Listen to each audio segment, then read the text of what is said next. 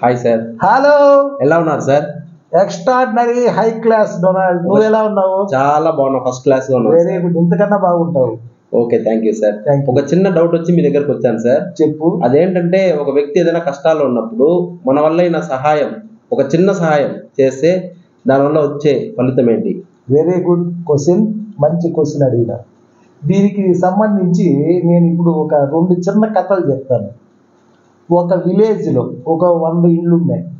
అక్కడ ఒకసారి అగ్ని ప్రమాదం జరిగింది. Okay sir. జరిగి చాలా ఇళ్ళు కాలిపోతా ఉంది. అందరూ వాళ్ళకి తగినట్టు బావిలో తీసి పోసేవాళ్ళు, బోరింగ్లో కొట్టి నీళ్లు పోసేవాళ్ళు, దగ్గరలో ఒక చెరువు ఉంది, దాంట్లో తెచ్చి నీళ్లు పోసేవాళ్ళు, పోస్తూ ఉన్నారు. అక్కడ ఒక చిన్న పిచ్చుకునింది. అదేం చేసింది, ఇది చూసి ఆ చెరువులో పోయి మునిగేది, ఈ అగ్గి పైన వచ్చి నీళ్లు నిధులిచ్చేది, చుక్కలు పడతాయి కదా, ఈ పని చేస్తా ఉంది. సరే, అందరూ కలిపి అగ్ని ఆపేసినారు. ఆపేసిన తర్వాత ఇదంతా ఒక కాకి చూస్తూ ఉంది.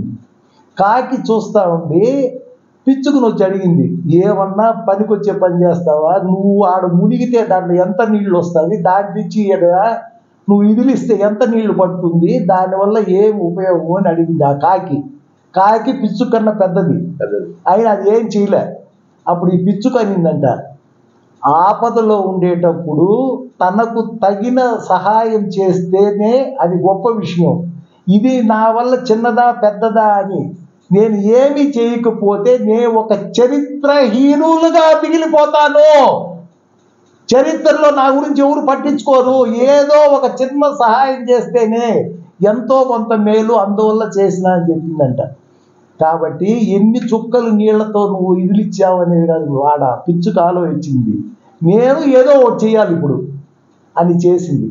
ఇదే విధంగా రామాయణంలో శ్రీరాముడు వానరులతో కలిసి లంకకు వెళ్ళేదానికి సముద్రములో వారధి కట్టాలని అందరూ రాళ్ళు వేసినారు, ఏదోదో వేస్తూ ఉన్నారు వారధి కట్టాలని. ఒక ఉడుత చూసిందంట.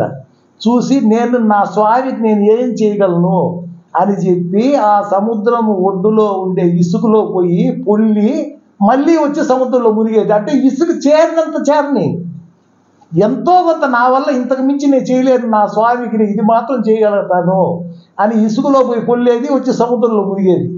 ఆ ఇసుక మొత్తం సముద్రంలో పోయి మళ్ళీ ఇసుకలో పోయి పోయలేదు. ఇది రాముడు చూసిన అంట.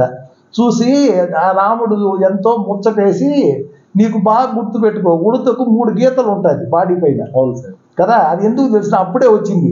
రాముడు ఆ ఉడుతని చేతిలో పట్టుకొని ఇటు నిమిరినా అంట చేత్తో, నువ్వు చూడు నాకు నువ్వు కూడా ఇంత సహాయం చేస్తూ ఉన్నావు. అదే అంట ఉడుతకు ఉండే 3 గీతలు ఇప్పటికీ.